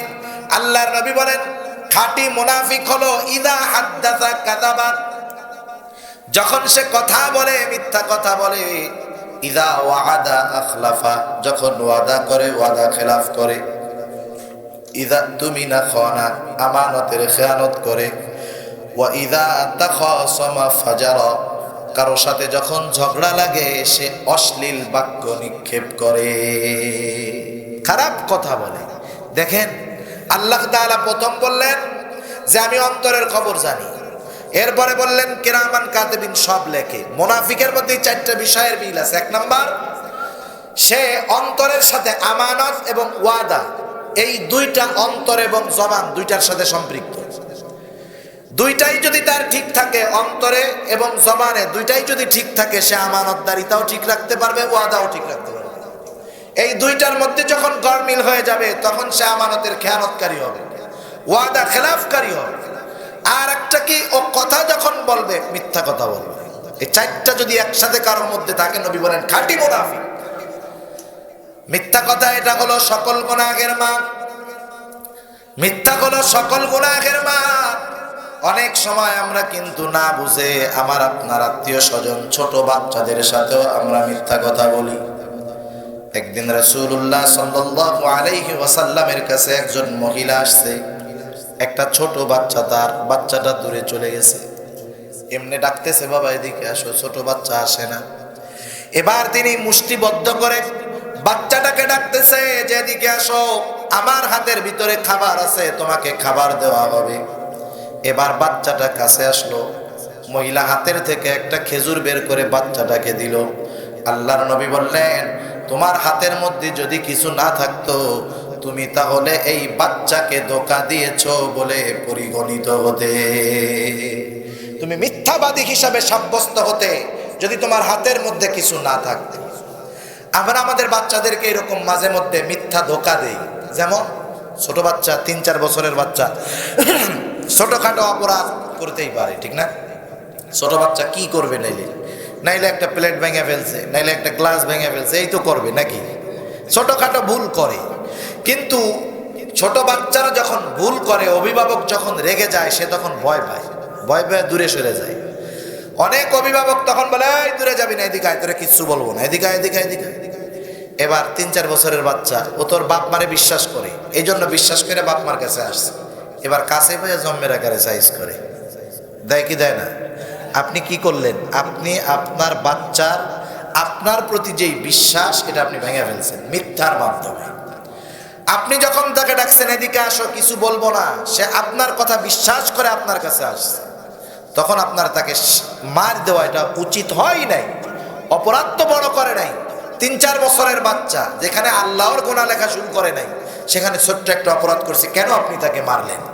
দ্বিতীয়ত, আপনি তাকে বলছেন কিছু বলবো না, সে এটা বিশ্বাস করে যখন আসছে, 1-2-3 দিন যখন হবে, ও বুঝবে যে আমার মা বাপ সত্য কথা বলে না, ঠিক কিনা বলেন? আপনি আপনার ছোট্ট 4 বছরের বাচ্চার কাছে মিথ্যাবাদী একজন মা, মিথ্যাবাদী একজন বাবা বলে সাব্যস্ত হবেন। সেজন্য এই ধরনের খুঁটিনাটি মিথ্যাও আমরা খেয়াল রাখতে হবে। অনেক সময় মোবাইলের মধ্যে চলে আসতে কাছাকাছি, কয় কি যাই চলে আইছে, কই আসিস, এই তো চলে আইছে, আছে কিন্তু সাভার, এখনো আসে নাই, আছে না নাই? এই ধরনের মিথ্যা আমরা অনেক সময় অনিচ্ছায়ও বলে ফেলি। যেমন অনিচ্ছায় কি বলি, মনে করেন একজন আসবে, এই কি জানি ওই জায়গার নাম, বাজারটার নাম থানা স্ট্যান্ড, অথবা ওই যে আর একটা বড় বাজার আছে ডুলিবিটা আছে, নয়াহাট, বা অথবা ওই যে ওই ধামরাইতে ঢুকে গেছে, আসতে 1 মিনিট লাগে ফাঁকা রোডে। কিন্তু বলেন ওইখান থেকে এই পর্যন্ত যদিও 1 মিনিটের রাস্তা, এই গ্যারান্টি দেওয়ার যোগ্যতা আমার আপনার কারো মধ্যে নাই যে ওইখান থেকে এই জায়গায় জীবিত আসতে পারবো কিনা। মনে করেন একজন ফোন দিছি, কই আসুস রে? এই তো ঢুলিবিটা, ও আছে নয়াহাট, ব্রিজ পার হয়ে অ্যাক্সিডেন্ট করে মরে গেছে। একটু পরে দোস্ত হয়ে যায়, দেখবে কি রে, মরার আগেও মিথ্যা কথা কয়ে মরলো। কথা বোঝেন না? সেজন্য এটা কাছে, আপনার নাম না জানা থাকলে আপনি বলতে পারেন ভাই আমি কাছাকাছি আসছি, এটাও এক ব্যাপার। কিন্তু আপনি স্থান চিনতেছেন যে আপনি একটা জায়গায় আছেন, সেই জায়গার একটা নাম আছে, সেটা বাদ দিয়ে আপনি বলতেছেন আছি ধুলিবিটা, একবারে খাড়া মিথ্যা কথা। সেজন্য কথায় কথায় মিথ্যা বলা। আর কেউ যদি সমাজে একটা মিথ্যা প্রতিষ্ঠিত করতে চায়, হাজার হাজার মিথ্যা কথা বলা লাগে, এরপরেও একটা সময় মিথ্যাটা প্রকাশ পেয়ে যায়। এজন্য নবী আমার বলেন, মিথ্যা কখনো কল্যাণ বয়ে আনতে পারে না, মিথ্যা মানুষকে অকল্যাণের দিকে নিয়ে যায়। আর নবী বলেন, সত্য মানুষকে কল্যাণের দিকে নিয়ে যায়। নবীজি বলেন, ইন্নাল কিযবা ইয়াহদি ইলাশ শার, নিশ্চয়ই মিথ্যা মানুষকে খারাপের দিকে নিয়ে যায়।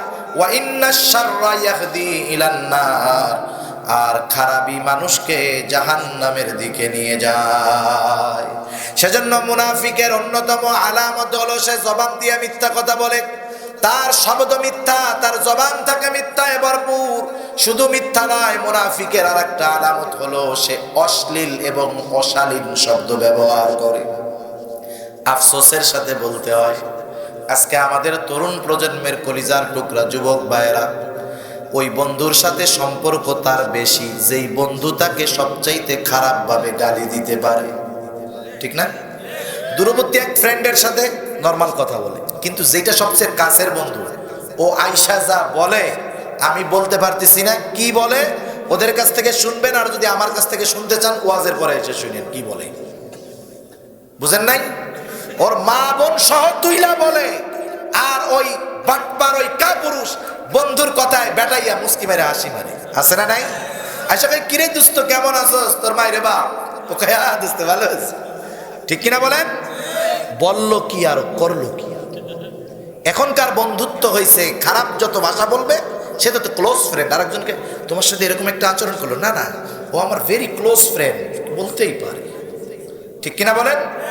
চিন্তা করছেন এই যে মুখ দিয়ে অশালীন বসবাস, ঝগড়া লাগতে পারে না?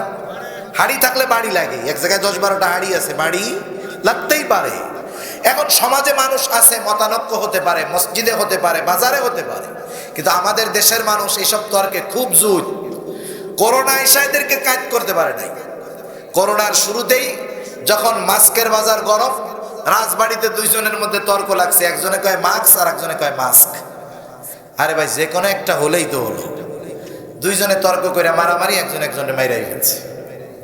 আমাদের মানুষ সেগুলো আমরা খুব ভালো পারি। ঝগড়া লাগছে, তর্ক লাগছে, অনেক জায়গায় তো দেখেছি মসজিদ আল্লাহর ঘর, তর্ক লাগছে একজনের সাথে, ওই জায়গাও খারাপ অশালীন শব্দ ব্যবহার করতেছে। সেজন্য আল্লাহর নবী বলেন ওয়াইদা তাখাসামা ফাজারা, যখন যার সাথে কারো ঝগড়া লাগে, তর্ক বিতর্ক হয়, খারাপ কথা বলে, এখন দুইজনের মধ্যে যখন গালাগালির প্রচলন শুরু হয়ে গেল, একজন যখন আমার সাথে দ্বন্দ্ব লাগার কারণে আমাকে গালি দিল, সে তো মুনাফিকের আলামত বহন করে, কিন্তু আপনাকে আমাকে যদি গালি দেয় আমি আপনি কি করব? আর একজন ডাবল গালি দেয়, এইটা করা যাবে না। কেউ যদি আমাকে আপনাকে গালি দেয়, আমি তখন আল্লাহর বান্দা হিসাবে পরিচয় পেশ করব, ঠিক কিনা বলেন?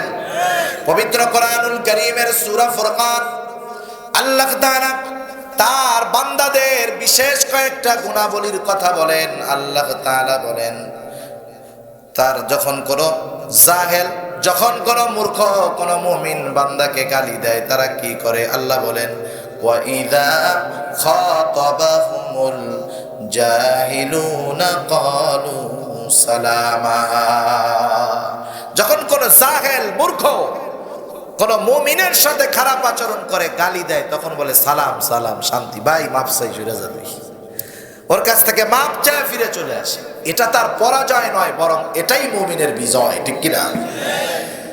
রাসূলুল্লাহ সাল্লাল্লাহু আলাইহি ওয়াসাল্লামের প্রিয় সাহাবী হযরত আবু বকর সিদ্দিক রাদিয়াল্লাহু তাআলা আনহু, একদিন তাকে একজন ইহুদি বিনা কারণে বকা দিচ্ছে, গালি দিচ্ছে। সমাজের মধ্যে কিছু মানুষ আছে দেখবেন, মোল্লার সাথে, হুজুরের সাথে, হাফেজের সাথে কোনো দুশ্মনী নাই, এমনি টুপিওয়ালা দেখলে গাল দিতে মন চায়, আছে না? কতজনে কয় খেজুর, আর একজনে বলে যে মোল্লা, পরের বাড়ি গালি খায়। এরকম সময় আরো বহুত কথা বলে, এমনি ওর গালি দিতে মন চায় হুজুর দেখলে। ইহুদিদের এরকম অভ্যাস ছিল, ওরা বিনা কারণে সাহাবাদেরকে গালি দিত। একদিন এক ইহুদি গালি দিতেছে আবু বকর সিদ্দিক রাদিয়াল্লাহু তাআলা আনহুকে। আবু বকর সিদ্দিক রাদিয়াল্লাহু তাআলা আনহু চুপ করে দাঁড়ায় আছেন, হয়তো চিন্তা করতেছে আমার কি ইহুদির সাথে কোনোদিন খারাপ আচরণ করা হলো নাকি, যার কারণে আমার উপরে রাগ, গালি দেয়। দীর্ঘ সময় ধরে গালি দিচ্ছে। অপরদিকে এক পাশে রাসূলুল্লাহ সাল্লাল্লাহু আলাইহি ওয়াসাল্লাম দাঁড়িয়ে মুস্কি হাসতেছে। আবু বকর সিদ্দিক রাদিয়াল্লাহু তাআলা আনহু চিন্তা করে কোনো কিছু টুকায়া পায় নাই, কোনো কিছু খুঁজে পায় নাই যে আমি ইহুদিকে কোনোদিন কোনো কষ্ট দিয়েছি কিনা। এবার আবু বকর সিদ্দিক রাদিয়াল্লাহু তাআলা আনহু ইহুদিকে বলতেছে, ভাই তুমি কেন আমাকে গালি দিতেছো, এর কারণটা কি? ইহুদির গালি বন্ধ হয়ে গেল। আল্লাহর নবীর দিকে তাকায় দেখেন আবু বকর সিদ্দিক, নবীজির হাসিও বন্ধ হয়ে গেছে। এবার ইহুদির কাছে কারণ জিজ্ঞাসা করতেছে, অপরদিকে নবীর মুখের হাসি নাই।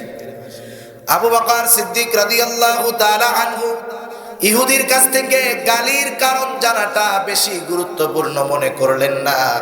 তিনি দৌড় দিয়ে চলে গেলেন আল্লাহর নবীর কাছে, যায় বলে, ইয়া রাসূলুল্লাহ, এতক্ষণ ইহুদি আমাকে বিনা কারণে গালি দিচ্ছিল, আর আপনার মুখে হাসি।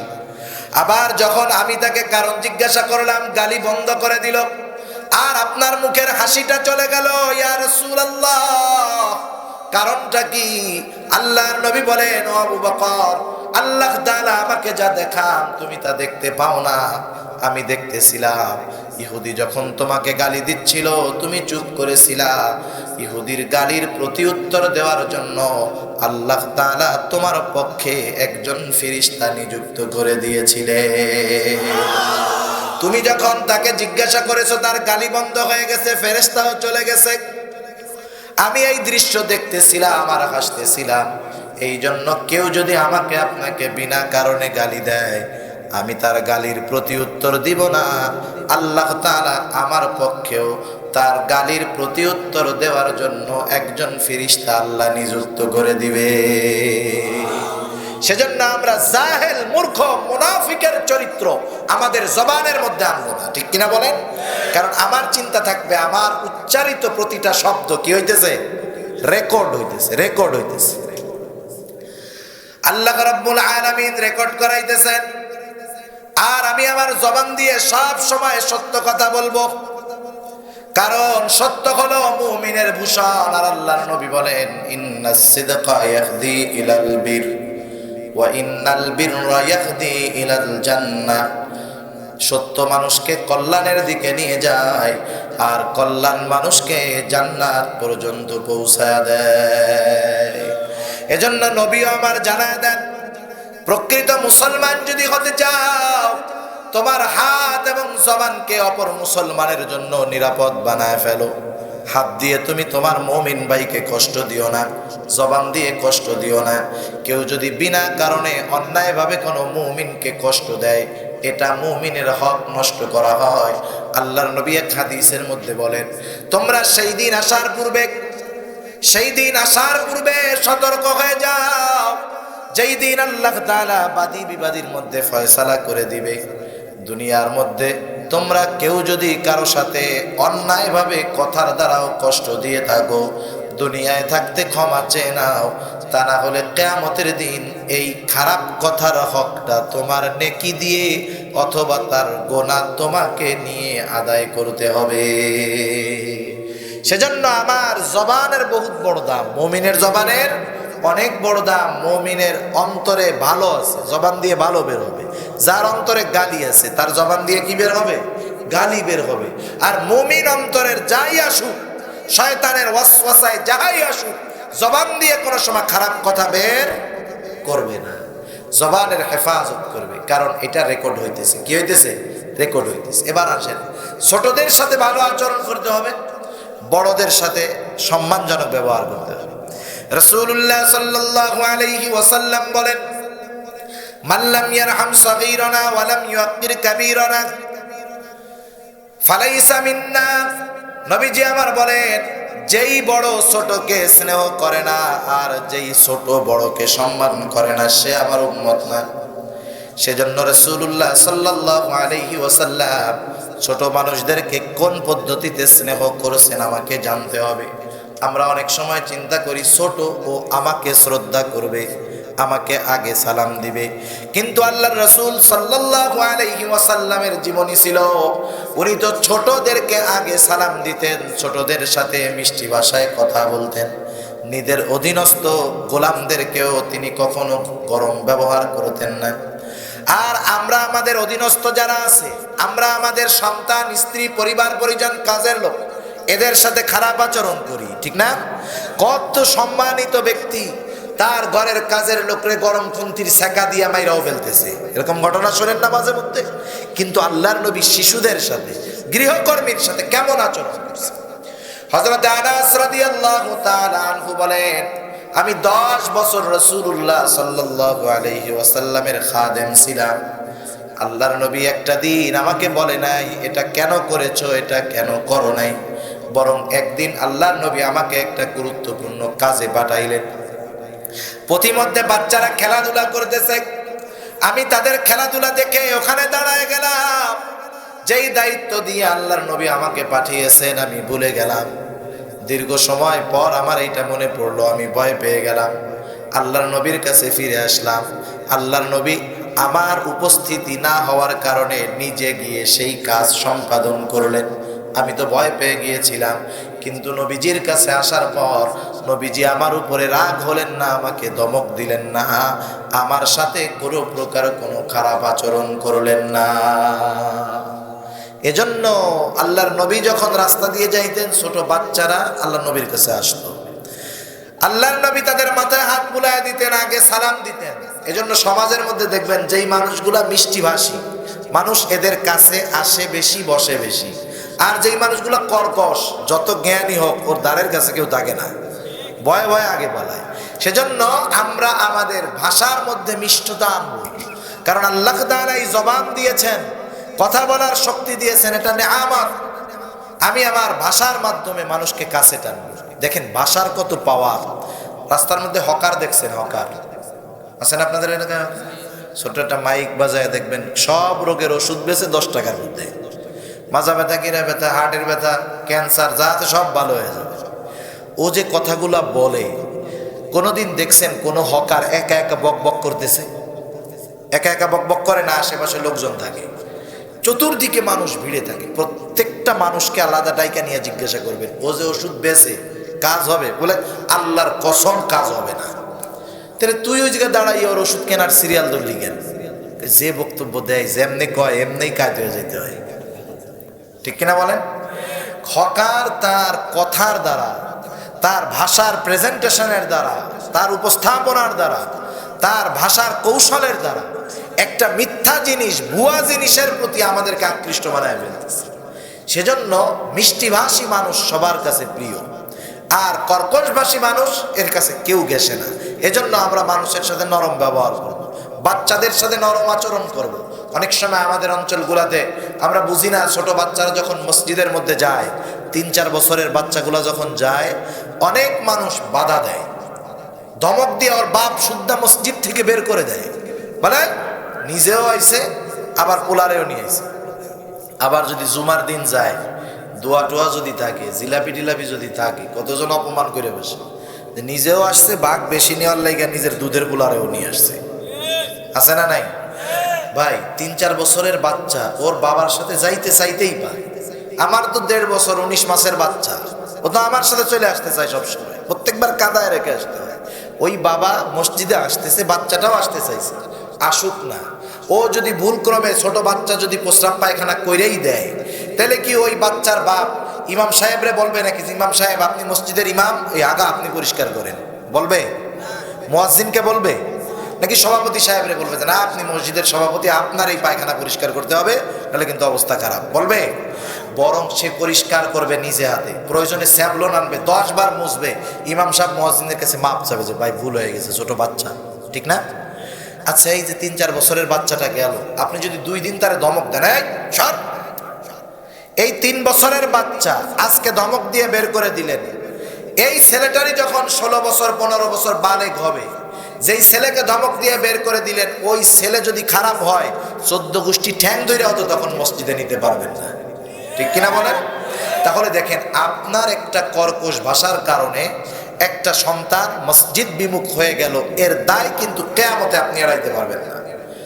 এজন্য ছোট বাচ্চারা মসজিদে আসলে বাধা দেওয়া যাবে না, এদের সাথে কর্কশ ভাষা, কর্কশ ব্যবহার করা যাবে না, কারণ নরম ব্যবহার করা এটা আল্লাহ তাআলার নবীর সিফত।